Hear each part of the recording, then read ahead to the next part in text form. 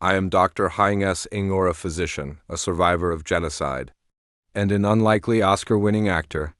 I was born in Cambodia in 1940, into a country rich with culture and pride, yet destined to suffer one of history's darkest chapters. I trained as a gynecologist in Phnom Penh. I delivered babies, healed wounds, and had a life many would call ordinary. But in 1975, everything changed.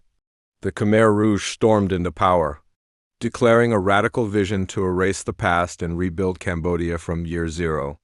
Intellectuals, professionals, and anyone with an education became targets. My degree, my glasses, even my ability to speak French could have condemned me to death. So I became a phantom. I destroyed my medical papers, posed as a taxi driver, and buried my identity to survive.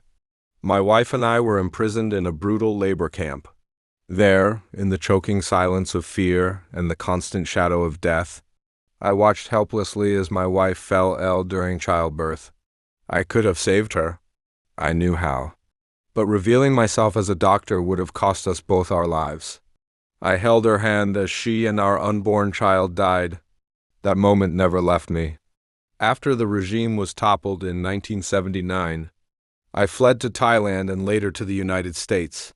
I was a refugee, grieving, rebuilding, searching for purpose.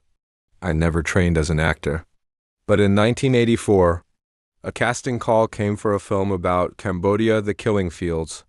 I was hesitant. The wounds were too fresh, but I saw in it a chance to tell our truth to the world. I took on the role of Dith Pran, a real-life photojournalist who, like me, endured the horrors of the Khmer Rouge. The performance wasn't acting, it was reliving. Every tear was real, and the world saw it. In 1985, I became the first Asian male to win an Academy Award for Best Supporting Actor. I said on that stage, "This is for my country."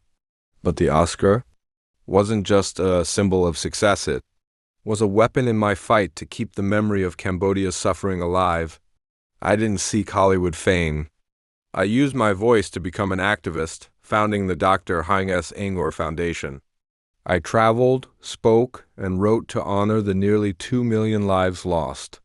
I refused to let the world forget what political extremism can do. Tragically, in 1996, I was murdered outside my Los Angeles home. Some believed it was a robbery. Others whispered of darker motives, retaliation for speaking out. My death sparked outrage, but my life, my story still echoes. I am Haing Ngor. I healed with my hands, spoke through film, and stood for a nation's memory. I turned trauma into truth.